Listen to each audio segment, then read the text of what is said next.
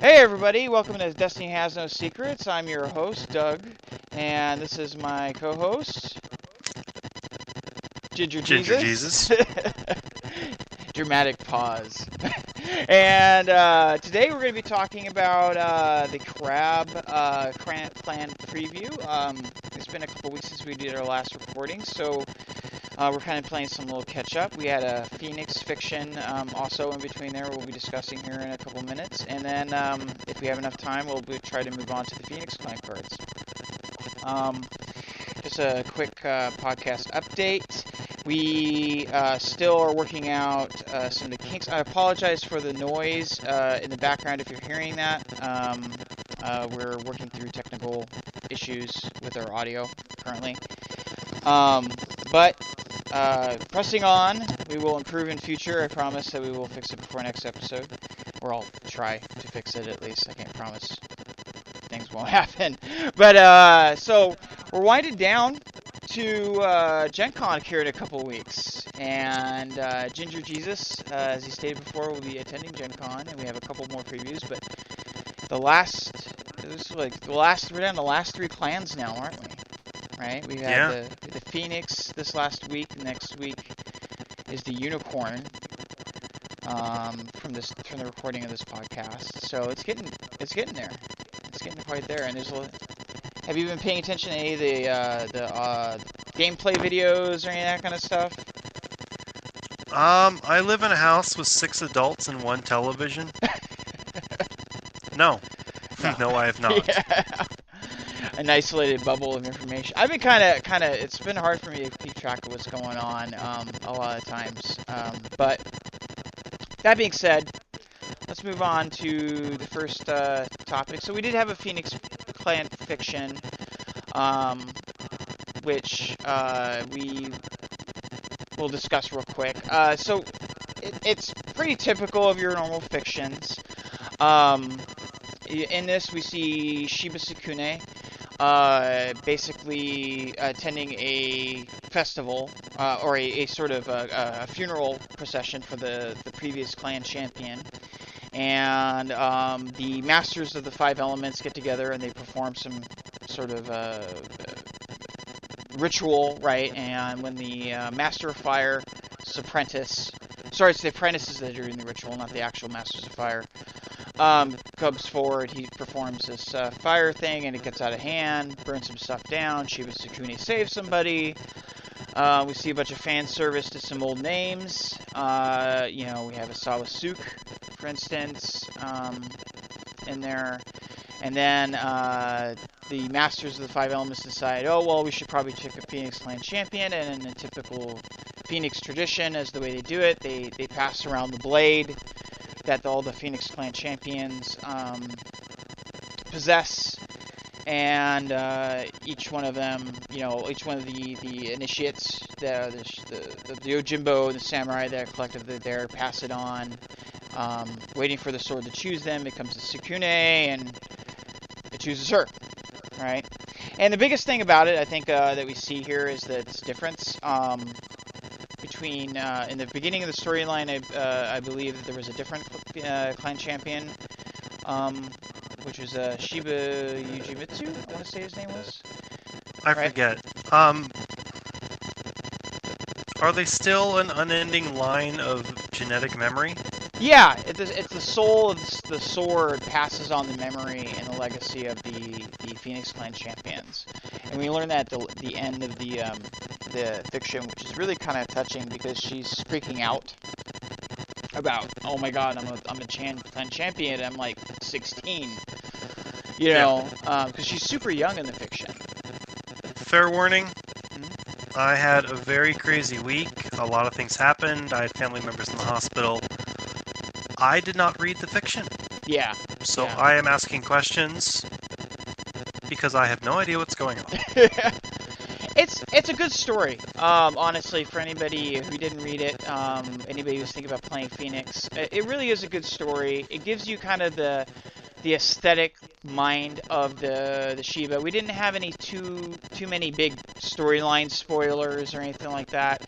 there was, obviously the ritual that the apprentices were performing went out of control, and the masters of the elements discussed that a little bit. And they were like, oh well, there's elemental imbalance and things like that going on. There was this kind of moment where you kind of get the feeling that this is really upsetting. You see the Phoenix kind of be knowing of their role in the Empire. They're like, well, we got to figure this out, otherwise people are going to come and ask us, and if we don't have an answer for them, then we might lose our sort of authority, to be the people who know everything, right? Yeah. So, it's a good fiction, though. I mean, I think it's one of the better fictions. I place it probably beneath the Dragon one, because Dragon one so far is my favorite. It is a good one. I haven't read it yet, so I can't tell you. Yeah. But it seems that the clans that get the best stories are the esoteric ones, the ones that don't have a defined purpose. Yeah. I think it's good. It's almost like you can't call it in if you don't have a prearranged script. I guess. Because the Crane story was good too, but I mean, what are you going to do with the Crane, really? Art, culture, dueling. You got to make something up with that. But I mean, Lion and Crab are like the worst stories. And what do the Lion do? They attack. What do the Crab do? They don't die. Yeah, they defend the wall. Yeah. Sort of. Yeah, I think it was definitely... You got the Crane one. You got the Phoenix story. Uh-huh. What do? They are in charge of spiritual things, kind of. Yeah, but they're also one of the most popular factions too. Like Phoenix are really up there in popularity, so they have to kind of give them some extra fan service. I think it's great. The writer did a really good job without gushing too much. I don't think that there was actually one thing I think you'll like when you read it is they actually paid a really stiff attention to sort of the propriety of the ritual and how important that is, and the story begins with Sukune going past this threshold into the temple, right, and being like, oh, I used my right foot first, or I think it's the left one or right one, I can't remember which. But I used the wrong foot. I stepped across it with the wrong foot, and she's freaking out about this and stuff. And so there's kind of I think you'll like it for that reason, because you seem you like when they show the actual feudal Japanese or the ritualized culture, the form and etiquette and that kind of stuff. So I think people who enjoy that also will probably enjoy it for that reason. Other than that, is basically Shiba Sukune running into a burning building and saving a girl. That's pretty much what the end of the story was. Which I never understood why they insist on keeping all their knowledge in a building that can be easily set on fire, especially when they have a clan that's known to practice using fire magic. Well, I mean, where else are you gonna put it? Yeah, maybe they have water spirits or water kami defending or something. But it just seems it's you're just asking to have it burnt down. That's all I'm saying. There are ward spells. That's true. If you play as the Yogo family, you get great bonuses to ward spells. Yeah. So, alright, well, no one will ever touch me. There's not really much to say about it, so why don't we move on to the main bulk, because we do have a lot of stuff to cover here. It's crab time. Oh, God, yes! My crab brethren. Okay, so we saw a third of these cards are terrible.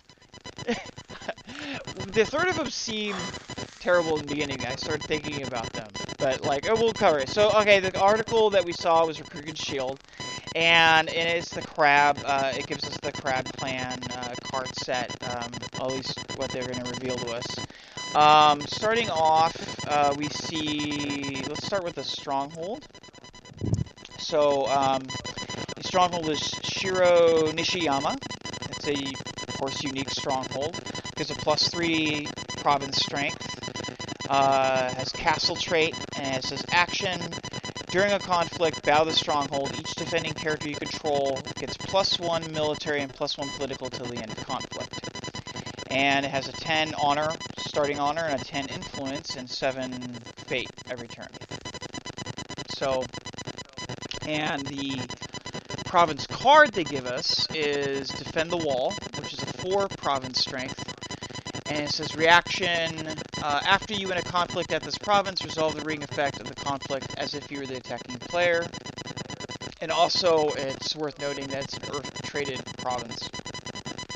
So, which we learned with the live stream, that the elements in the bottom of the province cards means that you have to pick one province from each element for your initial 5. So what do we think about the stronghold and the province card? Stronghold is basic. Yeah. When the game first dropped, the bow the stronghold to get +3 province strength. Same thing. Yeah. As far as getting to use the ring as a defender, though, that sounds kind of nice. Yeah, I like the fact that crabs seem to have that ability to really push momentum off the defense. Because here's the thing: it's like, okay, so most of the strongholds, right, you're going to use when you want to win at something, right? But it's already for something that you're already good at. For instance, Lion, it's just basically a win more card for them, right? I already have like a lot of guys with reasonably high military skill, right? So in most cases, it's it will come in clutch for sure. It's one of those things you definitely need to have on a stronghold. But for Crab, it's like one of those things that they can actually use this benefit by bowing the stronghold to win and then counterattack. So this is kind of a tempo shift for them, because if your deck is doing well, regardless of the stronghold, you're going to be taking 1, maybe 2 provinces a turn, right? If a Crab deck is doing well, they're stopping the player from doing that. And they could be doing the same themselves. They could be taking 1 province or 2 provinces a turn. So I'm going to outlast you. Yeah, exactly. It's like an attrition thing, which is really good. I mean, so even though it's a basic ability, I think it's really good for them to have that blanket ability, because again, it would provide a lot of force, or a lot of military skill or political skill, especially the political skill. I can't emphasize that enough. It's really hard to come up with political bonuses in this game, from what it seems. Like, military bonuses from cards is not too hard. The political is really good. You could put 3 or 4 guys in there, and all of a sudden you're receiving a +4 bonus that you didn't have before. Well, I really think when we see a lot more of the Crane cards, and we see a lot more of the Scorpion cards, and the Phoenix cards, we're going to see a lot more political boosts. Oh, yeah. I can see that definitely out of the Phoenix. I could also see that definitely out of the Scorpion, right? Because they kind of have to balance the best of both worlds. They're going to be really good at political, obviously, but I think Scorpion's going to be more negation than addition. Really? Yeah, more subtraction than addition. So I'm not going to boost my political skill. I'm going to reduce yours. Yeah. It's just how I see them. Okay, so, well, moving on. So the primary theme that they give us here is they give us Stalwart Defenders and Unyielding Forces. So beginning with Stalwart Defenders. Stalwart Defenders, as it sounds, is bonuses when defending. They're really keyed and focused on taking advantage of the defending. They give us 3 cards 4 cards that we can mention here. I'm gonna mention the 4th because it's not. I don't really see it as a bonus for defending, but I see it just as something awesome that you would we'd like to talk about. So first card is Haruma Yojimbo. It's a 2 faded cost non-unique character. It's 4 military skill, 3 political skill, 2 glory, Bushi Yojimbo traded, and this says this character cannot be declared as an attacker. So 2 fate for a 4 military skill and a 3 political skill, which is nothing to shame at. That's pretty reasonable. Yeah. Right? Yeah, you can't attack. And the only downside is you can't attack with him. Yeah. But like you could. Oh no. But as we're gonna see, you're gonna be able to get benefit off of her in an attack, even though she may not be able to attack. I think it's really solid that they're gonna give them cheap, really good personalities for defending. Especially since it's. I don't know how easy it's gonna be to take provinces, but it seems like it's definitely geared towards the attacker at this point, especially since the lion and things like that. So these cheap bodies. Well, according to their first intro, they said the game shouldn't go past 7 turns. Yeah. So you figure. So that's quick. Yeah, like four provinces, because you have to take the 3 and then the stronghold. They're counting for basically a province or 2 every single turn, every other turn. Probably. Yeah. You know. Yeah, I think it's good. I think it's really strong. I think a crab will definitely be able to go the distance. But we also see Borderlands Fortifications, which is a province card. Gives a plus, or it's a holding, sorry. It's a holding, right? It's got +2 the province strength, battlefield traded. Has action, choose a card in one of your provinces, switch this holding with that card. And I think actually we've seen this card before. But now in the context with some of the province cards, we can claim ring effects. So now you can switch this holding with other holdings. They also have given us spoilers where they show that we're going to benefit off of holdings, right? And defending those holdings, almost like the old crab fortifications decks back in the day, like the Caillou Wall decks or whatever. Oh, my Caillou Wall deck was crazy. Yeah. So I think we crazy. Yeah. I think this is a good card. Especially, I like the idea of holdings as what they're putting, and I think a lot of people are undercutting. They're just kind of putting them down to, oh, we're just going to put a couple in our deck. I think Crab being able to seize the ability to really use these holdings and gain additional synergies off of them, having them in play, is really strong, personally. The most disgusting card... I can't wait to see what I can do with it. So the most disgusting card I've seen so far in this one section is The Mountain Does Not Fall. This is a card we're talking about. Which is true. It's 1 fate, costed event, and it's a technique. Has action, choose a character until the end of the phase. That character does not bow as a result of the conflict resolution while defending. Max 1 per round. Has 3 influence. Yeah. So Crab have some big personalities, as we're going to get into here in a minute. Yes. An event, just out of nowhere, because the Lion's Rallying Cry sort of affect this keeping you from bowing from resolution, is an attachment. Yeah. The Dragon have one where it's conditional, where you have to attach an attachment to it, right? To the personality, to unbow them effectively, so it's kind of the same thing. Mm-hmm. Right, and that's a personality. This being an action card, especially 1 fate, it's a cost, but still. I think it's pretty strong. What do you think? That is... Bloody hell, it's,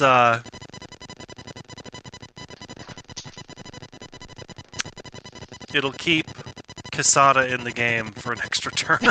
Yeah, pretty much. Which is like all of what Crab's about, having that wrecking house, right? You know, that wrecking house personality. You know, it's just like, I got this guy and he's huge and, you know, we gotta take care of this battle first, but you know what? I still need his ability, because he's buffing people. I can't have him bowed. Meh. I like the fact that you don't have to commit to attaching it to a personality. That's an event. I can use it as needed, as it dictates, as opposed to other, you know, if it's an attachment, you have to know ahead of time which guy is important. Yeah, and you can take that person out. Yeah. Yeah. Now I know. Now I can destroy 2 cards for the price of 1. Yeah, so they pass on their action during a conflict, and you're like, oh well, I'm gonna see this guy over here that you kind of undercounted. I'm gonna make him to where he doesn't bow now, and so now I'm gonna swing into him or swing into you or defend for an extra defense. Yeah. Having an extra defender is a really good thing because that's kind of the choice I'm seeing is like for the first and second turns, especially when you don't have as many guys because you haven't invested that much. That's a big choice. Like, okay, I can attack with these guys, but then I'm going to weak on the counter swing, so they're going to take a province. So it becomes this really kind of risk-reward sort of situation. And I think this card helps out with that. For one fate. I've always discovered the crab work best when your opponent is afraid of attacking you. Yeah. Yeah. When they have to think about it. Yeah. Should I attack this turn or wait? Maybe I'll get better cards. Yeah. And you're sitting over here like, waiting on you, buddy. Yeah, pretty much. You showed up with a lion deck. I showed up with a crab deck. Everybody watching knows what this is supposed to look like. Yeah. Why are you going against the script there, pal? Well, I think it's really good, too, that they give him an emphasis on defending and give him this card, because if these cards really come together well, they make defense turtle decks like an essential thing that you can play out of Crab, then I think this is really good. I think this is a really good piece. It's a staple piece. It's going to be in decks. I don't know if it's... You can still attack with them, too. Yeah. They get bonuses when they're defending, but I have yet to see a crab card that was not combat capable. Yeah. Even their lesser people are pretty scary looking. Yeah. So, okay. And the last card in this like defense... This defense-oriented thing is a one-cost attachment, or it's a Watch Commander. It's a one-cost attachment. It gives you +1 military, +1 political. It's follower traded. Attached to a character you control, limit 1 per character. So thank God for that. Reaction. Mm-hmm. After an opponent plays a card during a conflict in which the attached character is participating, that character... that player loses 1 honor, unlimited, and it's 3 influence. Wow. There's your Yusuke. Well, it's not Yusuke dishonor really, but it's dishonor, right? Your dishonor, but it's also control. It's like horrible control. Yeah. Yeah. Like, yeah. Losing 1 honor, and that stacks up, man. That's every time they do something against him, right? Yeah, plays a card during a conflict in which the attached character was participating. Oh. So, if they swing in, say if they swing in with one of their personalities and they play an event or attach a card or play a character out of hand, right? Because it says plays a card. So I'm then thinking pretty literally, right? That's you drop 3 of those on 3 individual people, and then you attack. Yeah, it basically says, okay, unless you want to just go with what's on the field right now, mm-hmm. You're gonna start losing honor, and you're gonna do it over and over and over again until you deal. Hey, with they printed it. They printed a dangerous ground card. Pretty much. Guess who it belongs to? Crap. Crap. Well, not just that. In conjunction, I want to come back to this card when we could talk about the Hida Kasada, right? Yeah. There's an extremely vicious synergy here with him. But we'll talk about that when we get back into him. So I totally see it. Yeah. Played the card, lose your honor. No. So, okay, going on to the slightly more odd theme that they're giving Crab, which I think is a great thematically, but it's interesting as far as a mechanics standpoint. It's going to be a little interesting. If you're referring to the sacrifice, yeah. No, I'm not playing any of those cards. Well, Unyielding Forces maybe is all about sacrificing your characters to get benefit. And so they give us 3 cards. They give us Way of the Crab, right, which is incredibly strong. And Way of the Crab is a 1-cost event. It's a philosophy. It's an action. It says sacrifice a friendly crab character. Choose an opponent. That player must sacrifice a character, max 1 per round. And it's no influence value, so it can't be splashed. It gives the choice to the opponent, but that's also like, if you have a cheap guy that you don't have any use for, that's going to go away this turn, right? Because he has no more fate on him or whatever, right? I have yet to see a single crab card that I'm willing to sacrifice to give you the option of getting rid of that one card that we both know you don't want anyways. Well, think about it like this, right? Because this is an action can be played during any action window, right? So, okay, you play your guys. You put fate on them. You start swinging in or defending and doing your stuff, right? So you have like your Hirumo Yojimbo that we were talking about earlier, right? Yeah. You put like a fate on her, right?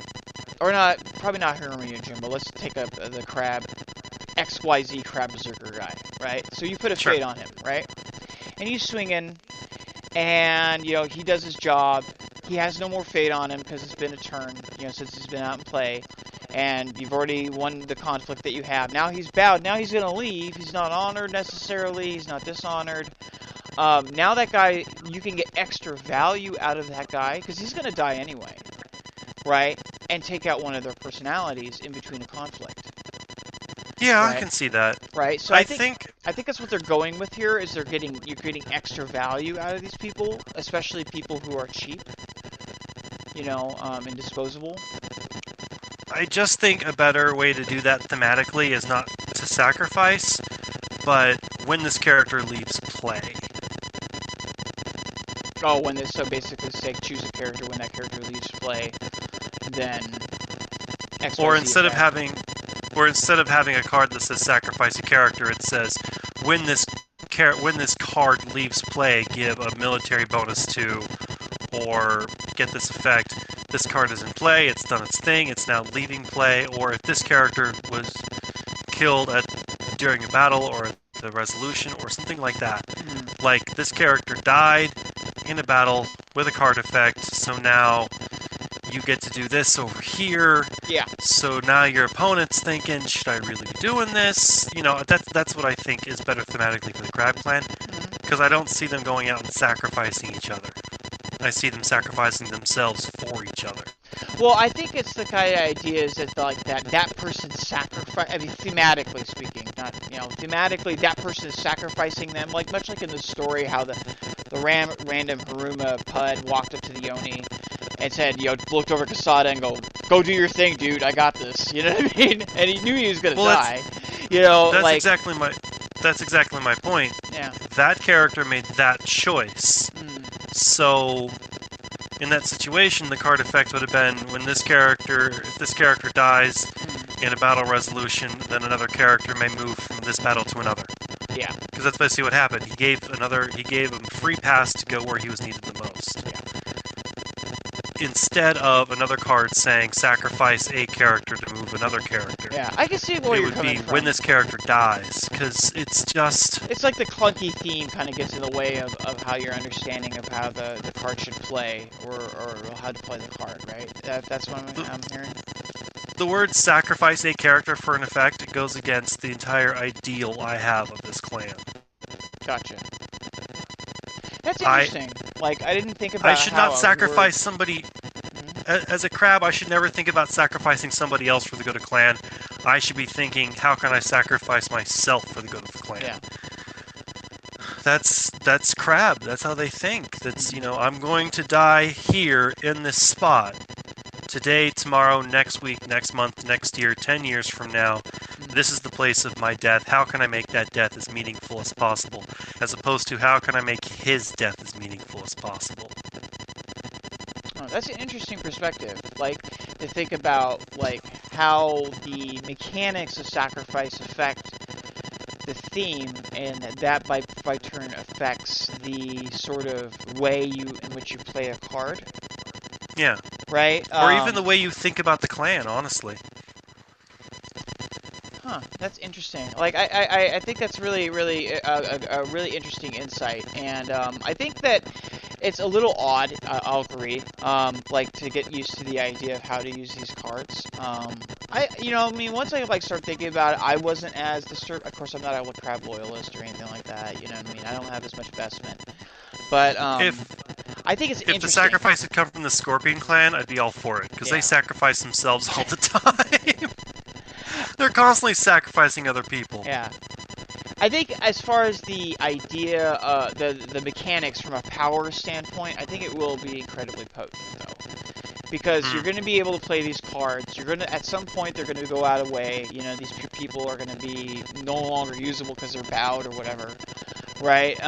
And you're going to be able to get benefit. There also makes it really hard to play control against that, because like when you play a control deck, you like lock down cards, right? Like say like pacifism, for instance, is a control card that we've seen. I could pacify this one guy to keep him from swinging into me. Now you can just say, okay, well, instead of him attacking you, I'm just going to sacrifice him and give this other guy a bonus. That makes a incredibly untenable proposition with certain types of control decks. I definitely agree. It's a powerful theme. But it's not a theme I will support, therefore it is not a theme I will play. Yeah. I may lose more games because of it, but... So, I don't care. Well, if you're playing Scorpion, you can totally splash it and then put some of those sacrifice cards in there as a thematic thing. It's like, okay, we're just going to sacrifice crabs to our victory. So the thing is I'm going to Gen Con. Yeah. I'm playing in the tournament. I'm either going to play Crab, Scorpion, Crab-Scorpion, or Scorpion-Crab. I think you're probably going to have to play Scorpion-Crab with one box set. Because the tournament is 1 core, so you're not going to have a whole lot. Or Crab-Scorpion. We don't know yet. Yeah. So, moving on, the next card, just to kind of continue rolling here. So we have 2 personalities, Haida... I'm going to butcher this. Toyonatsu? Hayato's. I cannot see what you're reading. All I can see on my screen is this beautiful face. Toinonatsu. So she's officially Hayato's. That's my name for her. So Hayato's is a unique character. She's 3 fate, 3 military skill, 2 political skill, 2 glory, Bushi traded. Says reaction after this character wins a conflict as a defender, sacrifice it. Choose a non-unique attacking character. That character, return that character to the top of the owner's deck. And yeah, so she's pretty strong. Hey, your champion, go away. Oh no, it's non-unique. Yeah. So it's non-unique. We will deal with you next turn. There are plenty of non-unique characters. Like the dragon guy that discards all the cards that we hate. Right? Yeah. Yeah, that guy, go away. Yeah. Yeah. Well, we're gonna deal with you later. Yeah, I don't really feel like this. And plus that's extra But fate. I just put 3 fate on him. Well, yeah, totally, right? You spend like 4 fate on the guy, and then all of a sudden that's a huge tempo swing in the terms of the amount of economy. Because fate is hard to come by, 1, and 2, you invest it, and so if you're not getting value out of that... Yeah. Yeah. The second is Steadfast Witch Hunter. It's a non-unique character. 4 fate cost. 4 military skill. 2 political skill. 0 personal honor. Shikenja Earth. Action. Sacrifice a friendly character. Choose a character. Ready that character. Beyond her art, which is absolutely amazing. It was. I agree with that. She is incredibly strong. Like, just... Her military... Yeah. Yeah. And you can dishonor her all you want. Yeah, go ahead. She's 0 she's 0 glory honor, yeah? Or 0 glory. Don't care. Yeah. Dishonor her. And then she's just going to ready 0 characters glory. all day long, sacrifice a character. You can only do it once, but, like, because you can only trigger things once. But, That sounds really expensive. Yeah, oh, I think if you have enough cheap guys, especially if you're thinking about, okay, you swing in with this dude, like I said, he has no fade on him. You're not going to use him anymore. The Crab have never had cheap guys. They do in this, because we saw in the very first preview article that they gave us, right, they showed us a zero-cost scout, right? So, much like the Lion zero-cost personality, they have at least one non-unique zero cost that you just throw out there that's as good as a unbowing effect or readying effect, right? Or a effect that gets rid of a 4 fate cost guy. So she's also 4 military, dude. That's like. Oh no, yeah. Yeah. But it's with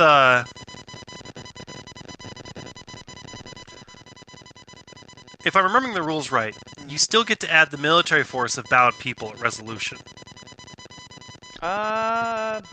Good question, actually. Pretty sure. Let me check the Reddit. I don't think so, but it is a good question. Let's check. Because if that's true, if I'm remembering that correctly, then unless I have somebody on the board whose ability requires bowing I have not used yet, which honestly doesn't happen as much as you'd think. Mm-hmm. If you got a big guy and you have an opponent who loves to just bow that guy first because he's got a really cool ability, yes, sacrifice the spud, do the thing. But otherwise, without that one caveat, guy has an ability I haven't used yet, if I'm right about remembering that rule, it's not that useful of a power. Well, they can use abilities 4 military while force, bowed. holy shit, though. They could use abilities while bowed. Can't find where the battle cards is. Bowed.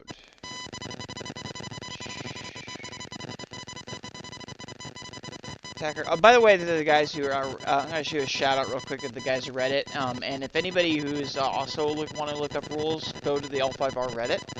And they have a compiled rules.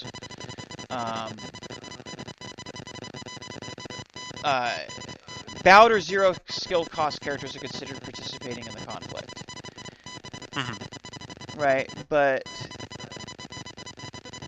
it's a defender, attacker, minus skill. I don't think so. Attacker, tie, I could be wrong. I do not have a great memory, but it's just something I thought I remembered reading. I don't know. I think it's still the same. If your guy's bowed, he doesn't contribute his political skill. And that would make sense too, because like, why would you bow guys during combat then? But you can't. You could still use actions on bowed guys, like triggered actions, like this character's action. So she could bow, swing in for attack, still use her action because it does not require her to bow. She could even sacrifice herself. Or, well, she could ready herself. We don't know if she could sacrifice herself because that's a cost. So I don't know if she could pay the cost of an action that would remove her from play to do something to her. Well, there would be no benefit otherwise. Yeah, so she could ready herself. Sorry, thinking out loud there. You know, about how this card works. And but she's strong. Certainly, as far as the sacrificing element goes. Well, I mean, they don't put Cooney Witch Hunters out very often, so when they do, they try to make them cool.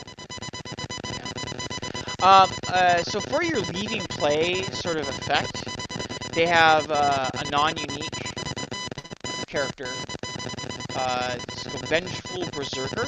It's non-unique, 3 fate cost, 3 military, dash political, 0 glory, Bushi Berserker traded.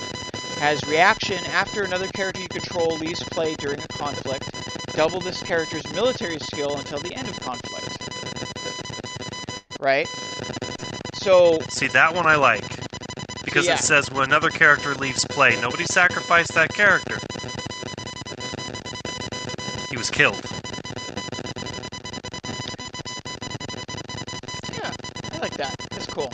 And not only that, but it's also buffed because, like, he gets bonuses. This is like a compound effect for sacrificing. So now, alright, so I swing in, my guy's bowed, it's between our conflicts.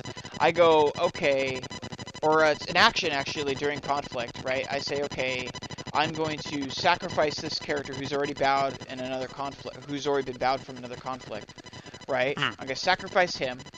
force you to sacrifice a guy, right? And you're going to give me a military skill pump. Right? Yeah, because my Berserker's doubling now. Yeah, because he's going, why, Con? You know. Why did you kill little Joey? I liked little Joey. He was my favorite scout. He always knew where the bad guys were. Yeah. Now I have to get angry and just kill everybody and hope when I'm done I still have friends left. Yeah. Okay. Point and push. Yes. Joey! And over there. Finally, I wanted to mention a card up here called Funeral Pyre. It's a holding, right? So again, with the holdings kind of concept. And it's a ritual. It says, action, sacrifice a friendly character, draw 1 card. So that's, I think, extremely strong, especially for the cost. But yeah, you have to sacrifice a guy to do it, but, you know, like I said, if you have guys to do it, then it could be extremely strong. If the battle phase is over, he's got 0 fate anyways. Yeah, pretty much. That to me just says I'm telling him to go retire. Yeah, pretty much. Go shave your head, be a monk, draw a card. Well, I also kind of like the theme from it, because, you know, when a character dies, they gain knowledge from that character's sacrifice, and they all inspires them, gives them more ability to go on and keep fighting, that kind of thing. I mean, that's from my perspective. I mean, like, so going to the big chief, finally, Hida Kasada. You ready? Ready? I'm ready. I am ready. You were ready. I've already read the card. I'm ready still. Alright, 5 fate cost, 7 military skill, 2 political skill, 0 glory, Bushi champion. While you have not lost a conflict this phase, cancel the effects of the first action ability your opponent triggers from a card during each conflict. Wowza. They gave him a better action than Haida Kuon. In the old, Haida Kuon in the old game had a similar thing. It was only restricted to him. Yeah, this is conditional. You have to keep winning. Darn. Right? If your deck's doing its job, it should be winning. Right? Yeah. That's a little less powerful than the original Hida Kasada. You think? I don't think so. I think that's so strong, dude. That is so strong. Do you have any idea how often this unit may not be the target of Shugenja's spell or effects? It has just saved my bacon. This doesn't apply just to him. This applies. I realize to everybody. that. It applies to everybody. I know. I get that. I don't know. It's comparable. Different. This fits better with the theme. Before he was wearing a specific set of armor. It wasn't really an ability. He just happened to be wearing the right clothes. Is that why he got the ability he got? I always wondered that, like where that ability. Yeah, it was the armor of the Shadow Warrior. After he died, it went to Sukune, who died in it, and then he came back as an ancestor, and they all had that ability. Oh wow. Oh, okay, cool. It's a crab artifact. Oh, I did not know that. Worn by every champion since... Hida himself. Right? No, I think it was his son.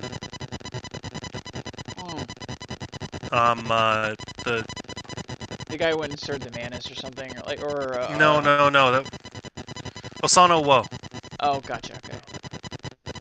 Because it was the son of Osano Wo that started the Mantis clan. Gotcha. Oh, the son. Okay, gotcha. Okay, I see what you're saying. Yeah. Yeah. But yeah, this is so strong, dude. Like, so in L5R, right, and it's still the case. I want to play this card and have my opponent go. Crap. Yeah. Well, it's more than just crap. The reason why that puts your opponent in such a state is because you live and breathe during these conflicts off the amount of actions that you can bring to bear upon your opponent. Because there's going to be, I'm going to play an action, you're going to play an action, and usually each player wants to start off with their best or target the biggest threat, right? On their opponent's side of the field. The simple fact that Do you know what it does? What? That turns my defenders into attackers. Oh yeah. I play first card. Not only do I play first card, but now you have to burn a card. That's all it is. But so you're going to burn your worst card, and I get to go first. Well, the defenders get their first action to attack, but it turns them into where in defending, they get to play the two best actions before the first player before the attacker gets to play anything, and then on attack, right? They get to play. They get their most powerful action first before because they're assuming that the opponent is playing the worst action in their hand or that they can bring to bear.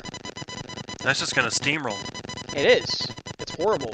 Not to mention if you don't have any useless effects in your hand that you can play, or if you. Ooh. Or if everything costs fate, or if you're in a position where you need to spend fate to do things, right? But now you're forced to like, okay, do I, the first thing's gonna get canceled, and I need to spend this one fate to play this worthless action, or something. It's just incredibly hard to play around, right? And yeah. It's your first action, which means if you passed once, I can just. I put him straight to the top. Pass. Straight to the top for him. Like, yeah, he's too political skilled. Who cares? You can get around that. Yeah, you have to pay to get around that, but you can still get around that. 7 military skill. His biggest hindrance is he doesn't have any really glory. But that's also a benefit too. He can't be really dishonored and affected that way. So dishonor, he just does not give a crap about that. So yeah, he goes. Now it sits for me. Hida Kasada, then you have Yukuni right below him, and then I would place, obviously, I think I would place Hotoru and Tottori, probably finally. I think he's good, but he's out of all of them, I think he's probably the worst so far. Well, Hattori and Totoro are almost interchangeable. Yeah, they're just complete opposites. I just see the benefits from her being able to claim the ring twice more valuable out of Crane because of the 2 honor. Being able to claim that twice and do something in a plan that's already built to gain honor. Yeah. So, they're both equal, they're opposites, but I don't know. Hida Kasada, though, oh my god. I'm not gonna like playing him. Oh, man. Yeah. I cannot wait to have that card in my hand. I cannot wait to have more than one of him in my deck. Yeah. I think they're going to be extremely strong out of the box. I'm loving this whole, you may have multiple copies of unique characters in play. In your deck. Because before, it was just praying you get your Kasada or your Yakumo or your Oushi. Yeah, you'll see them a lot more. And now they're with 5 fate costs, they're able to be played. Mm-hmm. I think his ability also maybe just a little tiny bit overpowered. What do you think? No. No? You don't think so? No. No, I don't think any of the crabs are overpowered at all. Ever. You shut your mouth. No, they're not. No, they're not. So I think. Shut up. Yeah. I may not know where you live, but I'll find you. I think I'm really pleased to see that Crab got some attention here. Granted, the thematic differences between the sacrifice, notwithstanding, I think our general consensus is that they're good mechanically, that they're going to perform well. Oh yeah. And overall, really looking forward. Are you happy with the overall what we've seen from the theme and the sort of strategies they're giving us for Crab as a Crab player? Generally speaking, yes. I would like to see some Yasuki cards. Yes, yeah. Yeah. Whether they give us the political arm or the military arm of the Yasuki, I just want to see that family represented. Mm-hmm.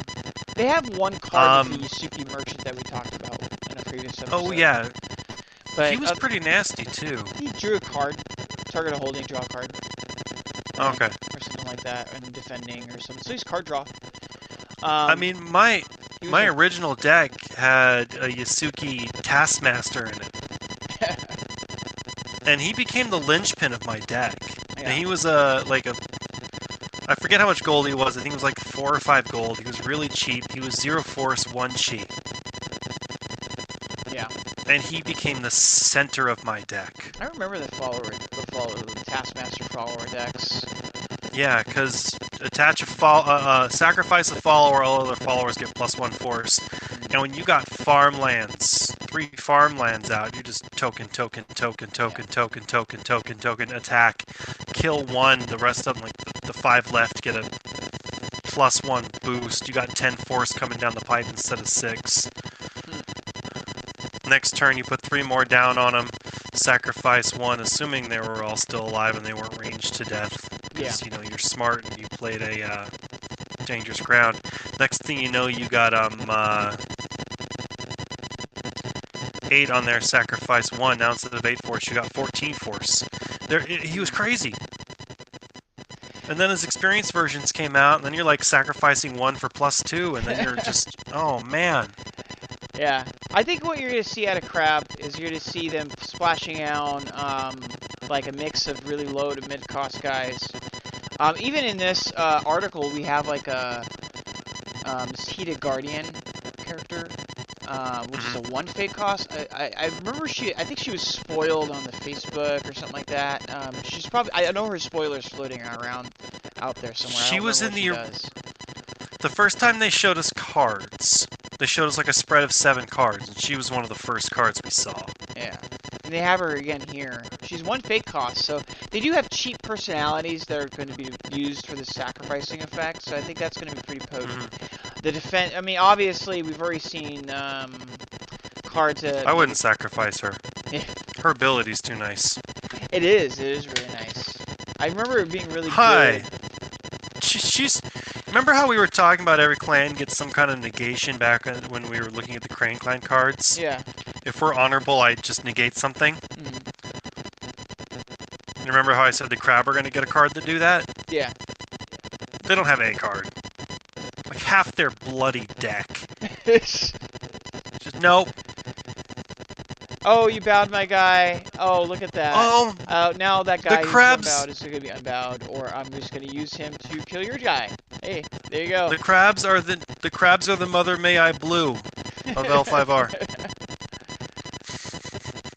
Will you just let me hit something? No. That's what Casada does. He just says, no. Yeah, no. That really awesome action that you were planning on playing on this guy because of this. Yeah, no. See that really awesome personality over there that you like? No. Now I need to get like a red hand with a no on it, like a little puppet. For Gen Con, every time someone goes, I can just go, nope. Yeah. You want to lose an honor? Nope. Nope, you don't. Go away. No. Play cards. I can't believe Watch Commander says play cards. Like, if it was like events or characters or can't play cards from your conflict deck. It just says play cards. Play action on cards. It's just. Alright, so I got that. No, it's worse. You got that and you got Casada in play. I know! That's what now you're gonna play a card. Now. It's gonna be negated. You're gonna lose an honor for doing it. You know? Do you want to play a card, lose an honor, negate the card, waste your fate? Yeah. Or do you want to pass? Yeah. Now, or what's worse is like you have like Casada, and then you have Vengeful Berserker, right? And so what they do is they go, okay, they I think this would work if you're attacking, but like, so okay, they swing in, right, to you. You play an action, right, to take out their most powerful guy, whatever, do whatever, right, you're gonna do, right? Yeah. Then they go, okay, well, I want to try to do something. I'm going to negate that. I'm going to play an action. Have it negated. Lose an honor because you have this Watch Commander attached to somebody, right? Yeah. And with the chosen character. Then they go, okay, then, you play an action. So now you have 2 actions up on them. Then they play an action that says bow Casada, right? Yeah. All right, Casada's bowed. Cool. Now what you do is you take your way of the crab, you sacrifice Kasada, force them to kill a character and play, right? Give your vengeful berserker +3 strength. Now you're dealing with another guy who's gigantic force. You know. Oh. Well, yeah, but then you've lost Kasada's ability for later. Yeah, but you bring him out next time. Like, or whatever. I mean, like, or... Because you got 2 more in the deck. Yeah, or you're playing, like, you're splashing... Oh, you can't splash Lion, the personalities, damn. Like, it's gonna be really weird when I start dark building with this, because I'm gonna have a lot of these concepts in my brain that I'm gonna want to try out. But I'm gonna have a rule book that I can look at for the first time, and I'm gonna be having to relearn the new rules, you know? I have no idea. I'm hoping they release a complete rule set before Gen Con. Please. I do not want to learn this game and build a deck in an hour. Yeah. Well, what I would do, and what we should do... No. What you and I should do is, I'll go proxy some cards, and we can sit down. They also have some proxy games online. We can learn what we've learned so far. Alright. Which has been confirmed, right? So, and then that's most of the rules. So you have so that way at least you can filter out all the stuff that you know, right? And get to the stuff that you don't know. You know, because there will be 1 or 2 things, I think. I think pretty much, though, at this point, we pretty much know everything about the rules. There's just specific words, like sacrifice, for instance. How does that mean? Like, can you sacrifice, the sacrifice and discard equivalent terms? You know what I mean? Like, if a character leaves... I think... That kind of stuff. It says sacrifice a crab card. Does it say a crab card you own? I believe so. Hold on, let me look. No, I won't look at the image. Let me look. Way the crab. Just way the crab. Sacrifice a friendly crab character. That's a good question. Now, yeah, that's exactly a good question. So, can you play a cost? Because sacrifice is a cost, right? Mm-hmm. I would assume it's a cost. That's question 1. Is it a cost? 2, if it's a cost and you sacrifice your own guy, right? Can you sacrifice Can you sacrifice like the guy? Choose a component. Oh, this one won't work either. Yeah, I guess. Yeah, there's like this weird interactions I know that are probably out there. It's obviously hard to come up with one right now. I haven't really sat down. I mean, obviously when we get the rulebook, there'll be some clarifications. Like, for instance, like some of these cards have max 1, and from what I understand, that's there to for copying effects. But how that interplays with copying effects, or what happens if you have more than 1 guy out of the same name, does that count? Or, you know, little rulings, stuff like that. Yeah. All will be answered eventually, though. For anybody who is also like us, you know, wanting to learn as much as you can about the rules because you're going with Gen Con, there's a bunch. There's people playing games, both physical and on tabletop simulators. There's the Reddit, like I mentioned before. You just go to Reddit, and there's an L5R Reddit up there, and they have the rules so far and the sources for those rules. So, yeah. I don't think we have enough time today to get into Phoenix, but that would mean next week's we'll probably have to do Phoenix Unicorn, the Unicorn fiction, which should be out by then. Sounds good. Yeah. Yeah.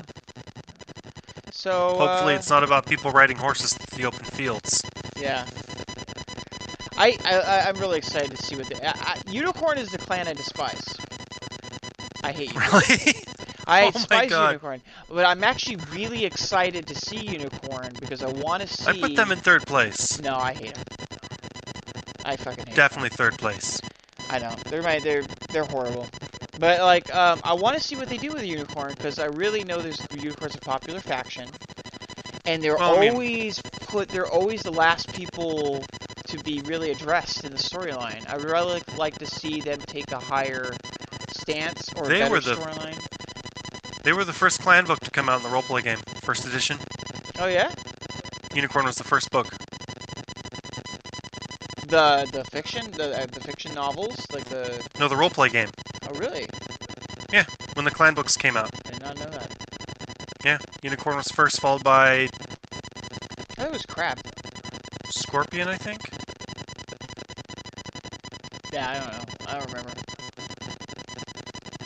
It's why Unicorn has rules that like affect every other clan, not just themselves. Like the Unicorn first edition Unicorn book had rules on how to pay for and get specific abilities for high quality items. Yeah.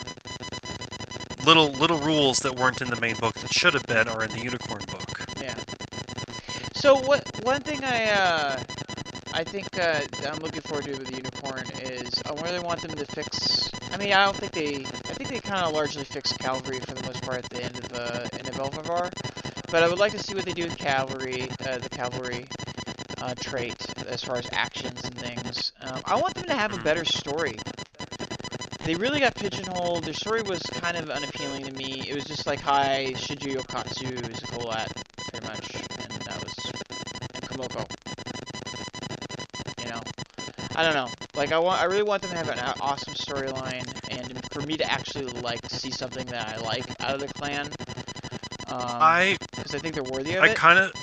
I kind of found them rudimentary at first. I enjoyed them. But I never really found them that interesting until the Moto. I think I have a highest... The Moto are awesome. I do reserve my exception for the Moto. I hated when they reintroduced the Moto and they made them more Mongolian and less Japanese or Chinese. That's like when they embraced that whole Mongolian aspect of Asia and brought it into the greater world of L5R. Yeah. That's, I think, when the Unicorn took on a whole new level of just really interesting. Yeah. The Chag storyline, the entire, arrogance, that was something I really liked out of the Unicorn, even though I hated Unicorn, right? I hated playing against Unicorn, especially during that time. But I think I really want some special attention to them, like more so than most of the other clans I've seen so far, because I do think they're deserving of it. I don't think they ever receive it as much. Or at least I've always felt that they haven't received as much. And really awesome. Like, I've seen some of these Phoenix previews. We have some awesome discussion because we're seeing the first passive dishonor deck or passive honor deck. Right, truly passive, because Crane is a little bit more aggressive now, right?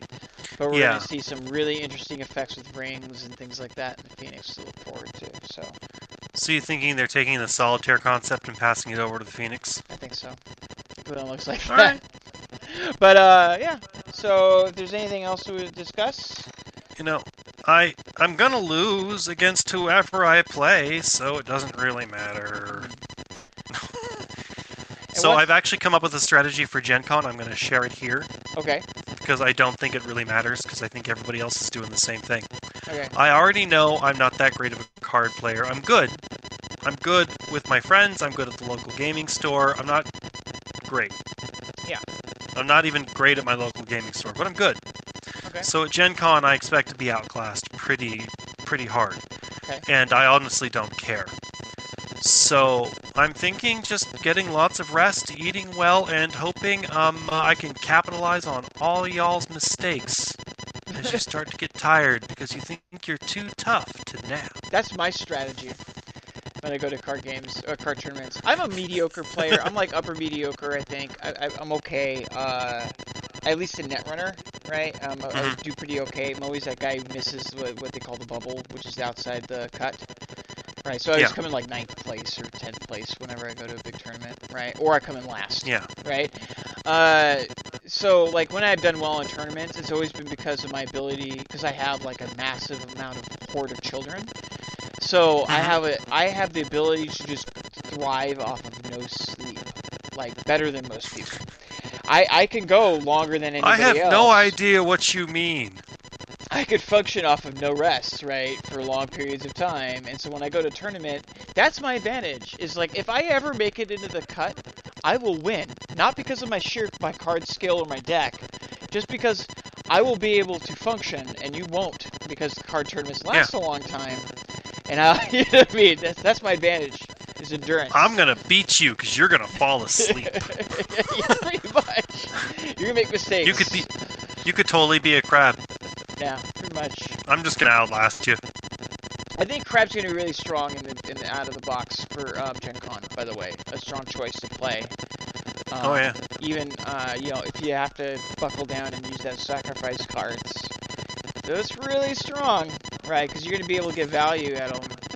But with one core, I don't think I'm gonna play with a lot of them. I think I will have to have a couple in there just because they are useful.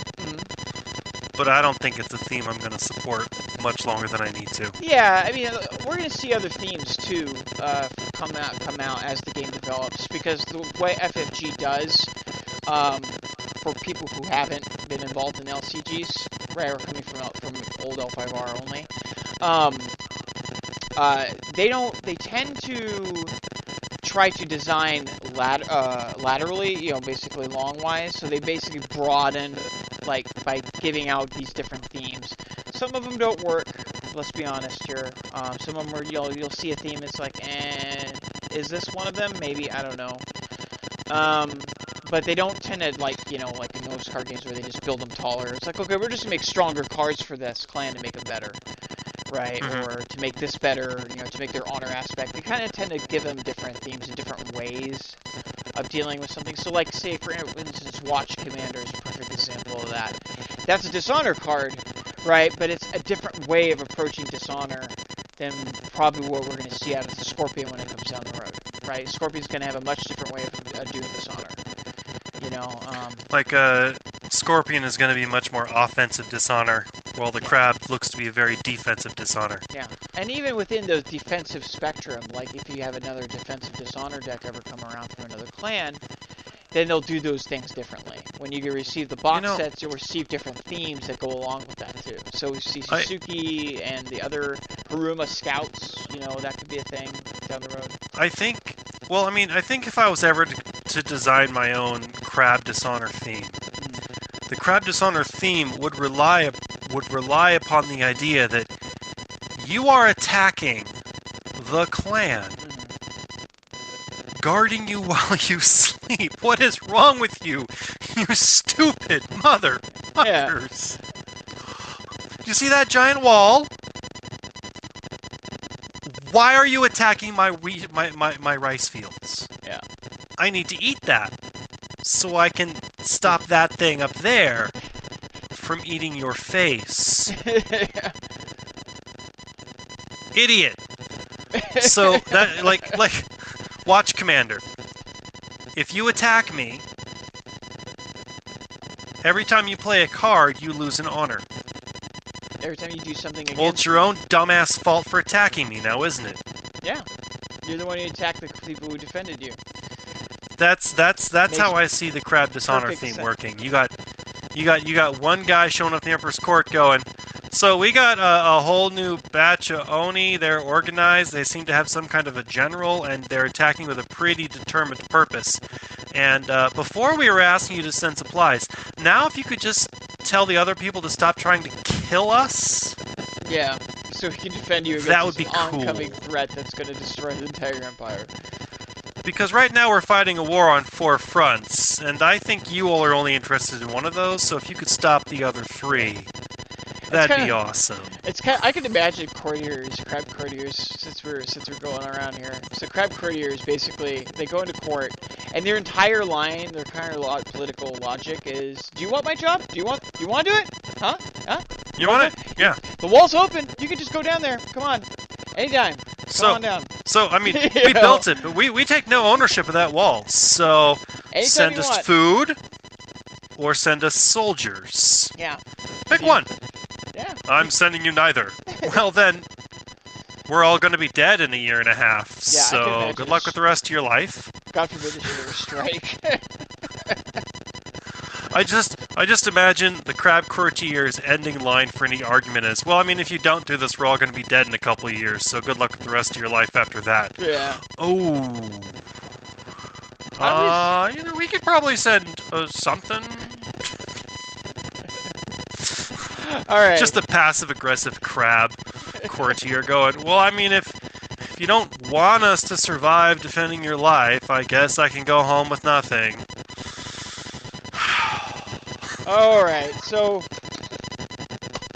let's wrap this. We've got tangented a little bit. I know. I want to see that in a story. Pretty bad. I want to see that happen in a story. It would be awesome. I want a Yasuki courtier to go, Well, if you don't want to send us anything, I guess I'll just go back and tell them that you're okay with all of us dying while defending your lives. You know, I guess. Guilt trip, guilt trip, guilt trip. Oh my god. Oh yeah, I think I'm good. Plus my phone's at like 5% power and it's blinking at me, and I think at one point it tried to strangle me. All right. Well, thank you for paying attention and watching, tuning in to our podcast. Please like and subscribe. Follow us on Facebook, and make sure to join our Discord, which you will find the link for down below, where we chat about stuff. You know, just because there's a couple people in there doesn't mean that we don't need more people. More people the merrier. We don't have a whole lot going on in Discord right now, but hopefully if people start joining it, we can actually start talking about things and taking. I would like to take community feedback, and thank you again to all the people who submitted emails and responses over the last couple of weeks about our content that we plan, pitch us or plan things, which should be coming out. I'm still working on those. Yeah, me too. But we're still working on the card reviews. But we will get back. We're back on track. We're back in business. And it's a couple weeks till Gen Con, so let's just get this, until then. I'm Doug. I'm Ginger Jesus. And you guys have a great day. Bye-bye! Be good to yourselves out there.